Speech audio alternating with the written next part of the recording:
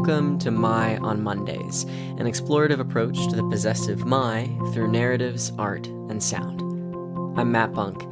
This week, I met with Andrew Nimmer as he prepares to tap dance for 12 hours straight in his piece, The Dark Night of the Soul. Yeah, so this piece started as an idea of just doing an endurance piece. And that happened for two reasons, I think. One was I wanted to make a piece that had enough time to interrupt people's normal habits of thought and action. And, coming to a show for an hour and 15 minutes is a great escape, but that's effectively like a quick drug. And it's not going to do the thing that sitting in a place for 3 hours, 4 hours, 5 hours, or even going to a place, leaving and coming back to the same place, knowing that it's been going on for that long, would do, or have the potential to do. So that was a key element just in terms of, well, why do an endurance piece in the first place? This particular piece, a big part of it is this experience of burnout that I have, which was catalyzed by work, but also affected kind of my relationship with family, friends, personal relationships, how I encountered my faith journey. And so a lot of things broke open at the same time for me, and what I had been used to was not the way that I would be able to move forward unless I wanted this end again. And so it was, a multi-year process that coming into this show, it's the largest amount of tension since that moment, and I'm seeing myself work it out.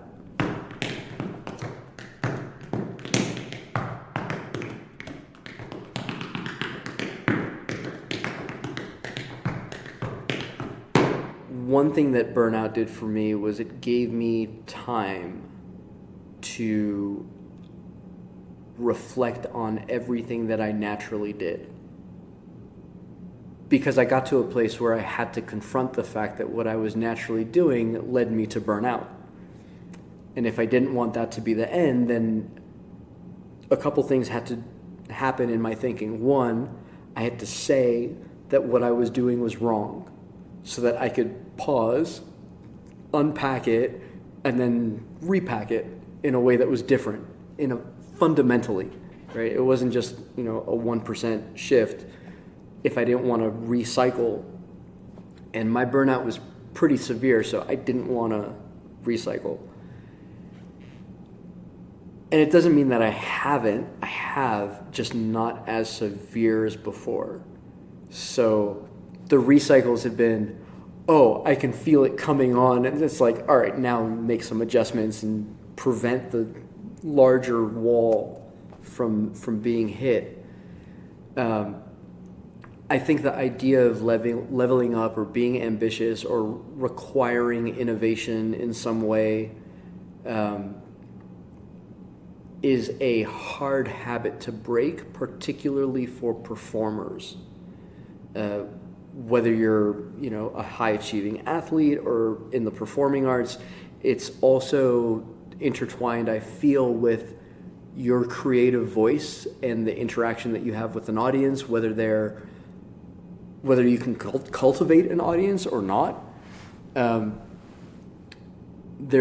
If you're the producer of your work, then you're kind of a business owner and the product. And so you're getting checked on a bunch of different metrics for whether or not the thing is working. And so leveling up becomes a market pressure and also a personal one. And then there's this habit of however you've been trained, where in my case, I was trained with some of the best tap dancers in the world who always pushed. The only cat who ever told me to rest, well, two of them, Gregory Hines was one and Jimmy Slide was another. Jimmy Slide, if he saw me running, like to get to some place. He'd be like, hey, stop. Like, what's the rush? Like, I have a class to teach, or I have a call to make. Like, he's like, they don't know what to do without you? And I'd be like, I had never thought to ask that question. Like, I have a responsibility. I should hit my mark. And he's like, it's okay. Relax. Give him some space. You get some space. And Gregory the same way. He would say if he ever got, I don't know if it was tired, but he was the first person that mentioned to me that he put his tap shoes away for like 2 weeks at a time and would come back and be excited to meet them again and, re-engage and get back into the studio. And so I think there's, with maturity, because Greg was older and Slide was much older, there's a sense of ebb and flow with a relationship, whether it's a craft or your creative practice at large or your work in the market, like your job, what you produce. And I think there's a kind of tension release, right? I'm in the ramp up to this thing, tension. There's going to be a lot of things going on. It doesn't have to be hard, but it's going to be a lot. But I think that idea of allowing the interaction between myself and the responsibility the work calls for to form me in a way is, I think, part of the reason why I do it. And then the two kind of things that I had to keep saying to myself early on was, it doesn't have to be this way. So when the habits of thought and action would pop up right away in a particular situation, it doesn't have to be that way. Hold on. What other ways could this be? And what is enough? It's a big one, because I didn't really have an understanding for that. I had, how much energy can I spend in this amount of time? And I would spend all of it. Like, I would try to spend everything that I had until the end. And the end wasn't something that I would control. So you put those two things together in a situation where people expect you to pace yourself and call your own ending, and you end up in burnout, like, very, very quickly. So what is enough turned into this, like, measuring of energy and exertion and application of skill, so that I don't have to do everything in these 30 seconds. I can do this, and that's enough. I can spend 5 minutes on an email instead of 45. It's enough. Like, I get the message across. It's okay. Gone. And then I started relying on what would naturally come out of me instead of trying to check myself all the time. And if what naturally came out of me was okay, cool. Then I don't have to worry about it. As opposed to putting what's naturally out and then undermining myself and then trying to recheck it and then waiting because now I'm doubting the recheck or the original.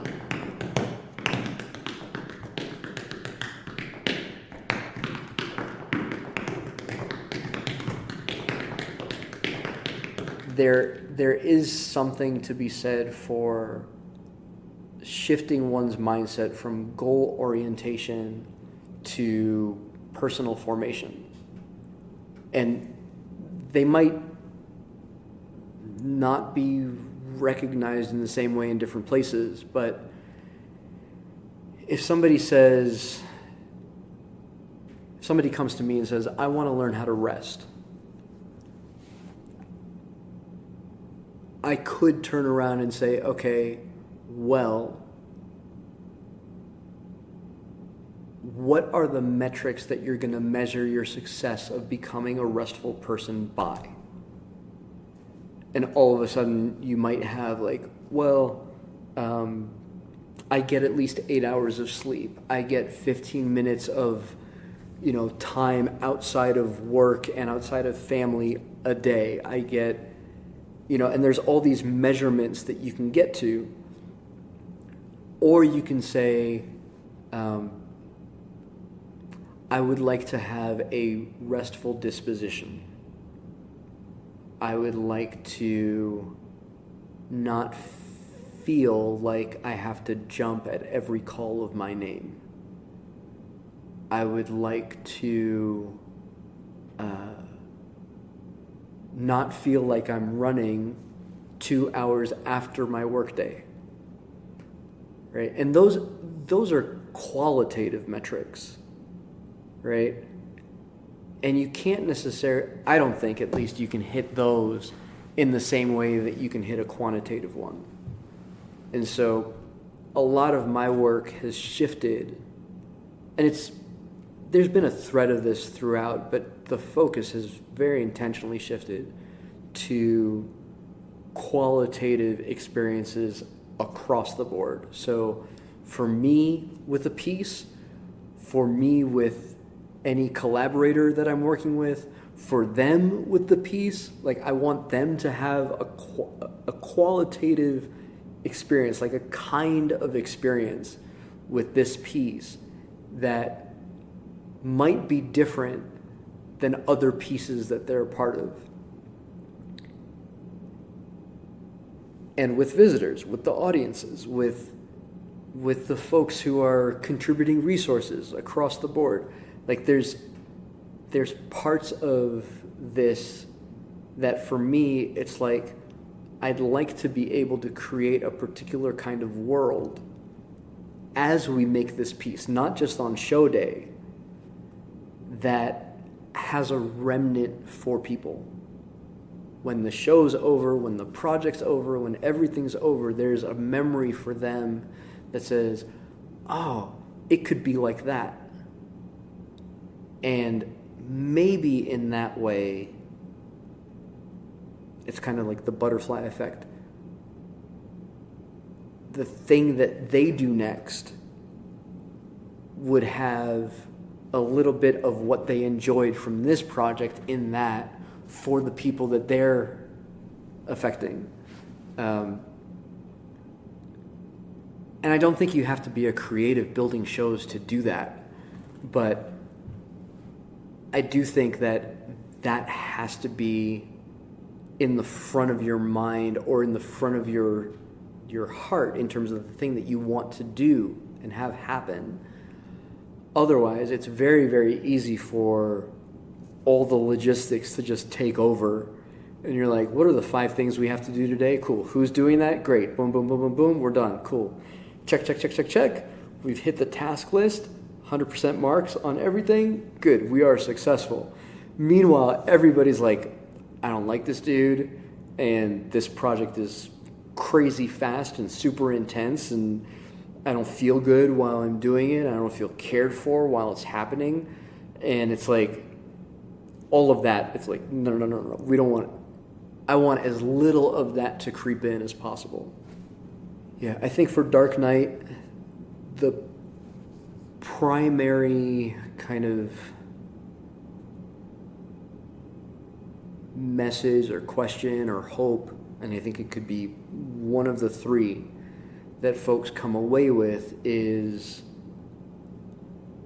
an honoring of the choice to endure and the possible reality that dark nights can work to bring about an experience of love in ways that other experiences of life don't.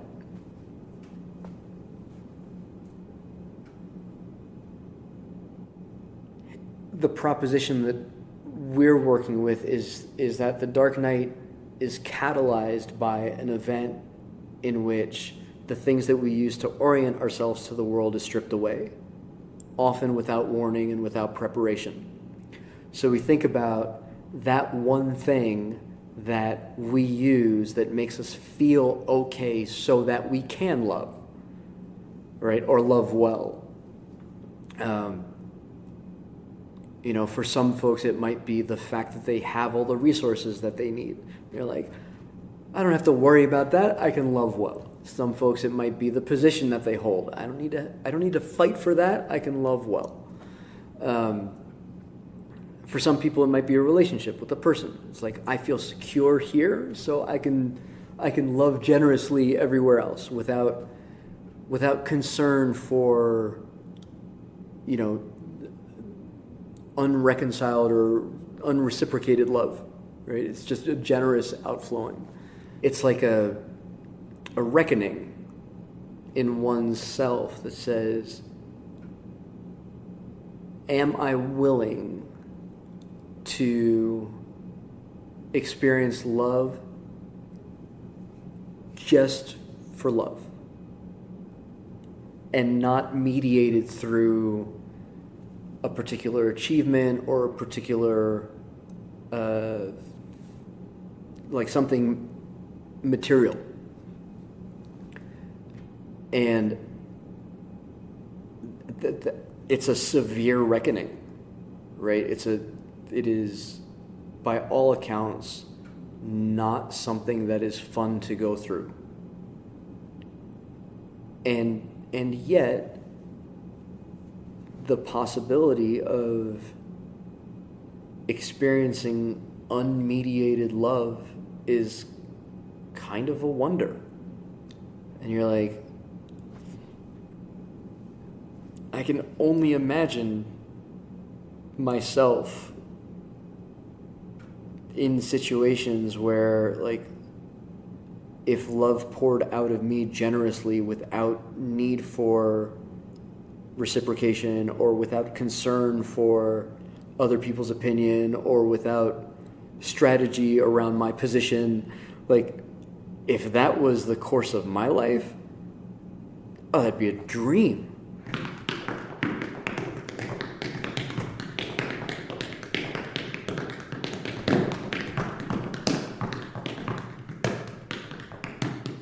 Now, with Dark Knight as kind of the organizing idea, I wanted the piece to be in a setting which I didn't have control over, which is why it's happening overnight. The sun's going to set, no more light. Sun's going to rise, we're going to have light. We'll be using some elements in the space to make that a little bit more dramatic, but effectively, like, we're not in a controlled environment like a theater where we're going to shut off the lights and then bring them back up. And the Dark Knight is often described as something that happens to you. And so there's going to be more that's happening in the space that I don't personally control and that's not set from a scripted idea, so that I'm found in this 12-hour responsiveness disposition more than 12 hours of like instigating action and creation. And I think all of that is really meant to offer a model, a disposition, a space for others to be able to come in and interact over time and not feel rushed and maybe even be willing to enter into a kind of contemplation that's not like self-directed. I'm going to walk into this space, what's coming up for me? As opposed to, I'm going to walk into this space and I'm going to think about what hard things I've gone through, right? And we have dedicated in the space, we have an area for reflection.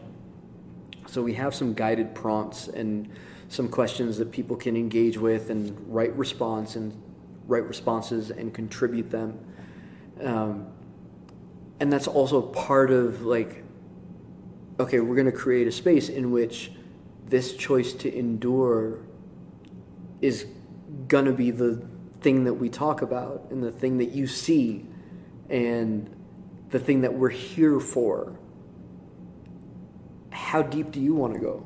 I think there's so many variables with this project, and they're variables that we are effectively not controlling, right? So one of the reasons that we picked Trico was because they're letting me dance on their floor, which also means everybody else is going to be standing on the same floor that I'm dancing on. So the more people standing on it, the tighter the floor is going to get, because the entire, the floor is raised. So that means there's a cavity underneath it. So it's like a drum head.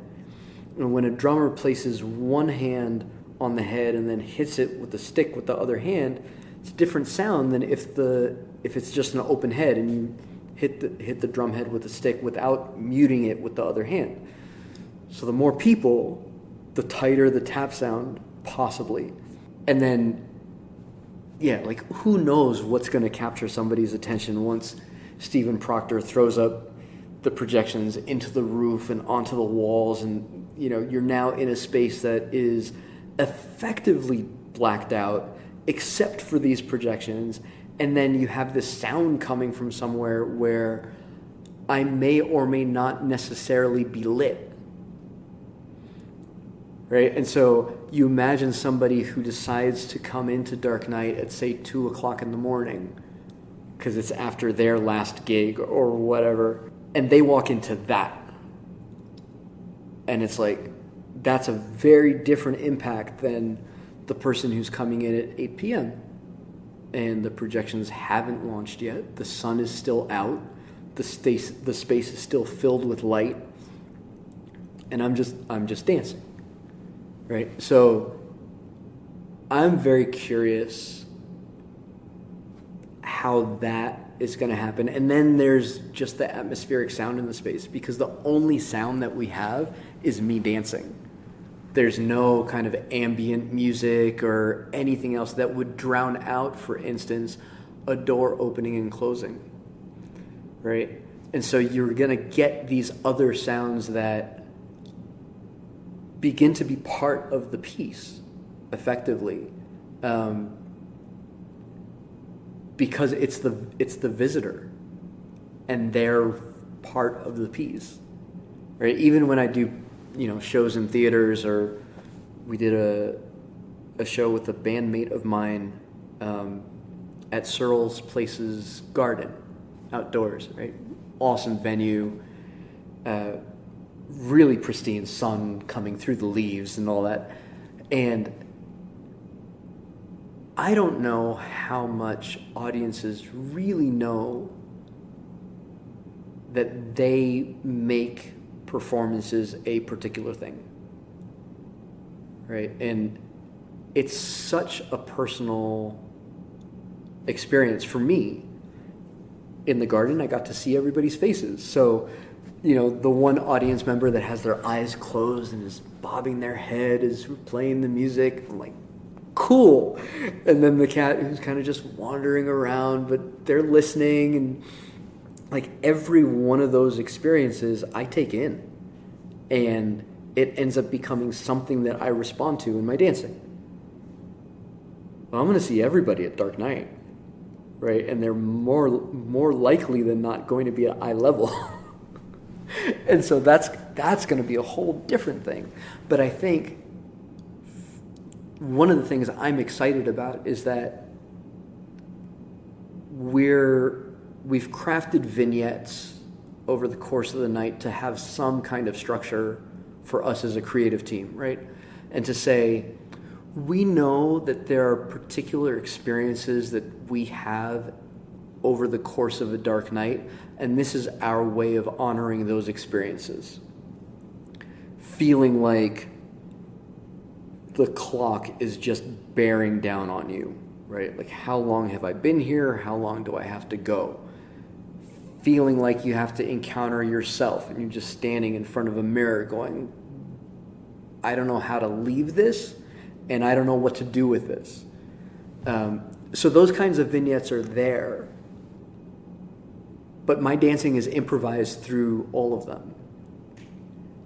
And so the real source material is a couple things. It's every conversation I've had leading up to this event about this stuff. And it's every person that I see there.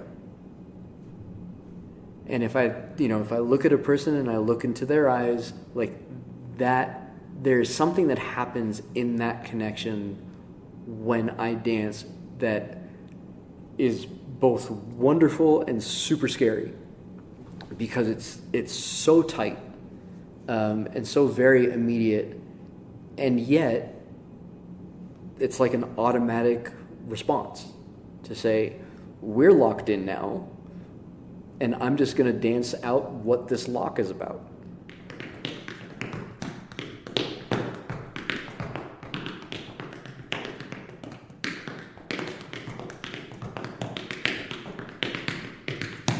I don't know how I'm going to feel come Saturday morning, right? I am purposefully not training for an endurance performance. I'm training the same way I would as if I was going to go do like a 75-minute set with my band. So, and I'm doing that because the Dark Night of the Soul is not something that you prepare for necessarily. It comes in the course of your normal life as a surprise. And in the midst of it is when you kind of have to navigate and find the things that you hold on to so that the call to endure is something that you can say yes to with some confidence. But that's all part of the process. And I want that process to be as exposed as possible.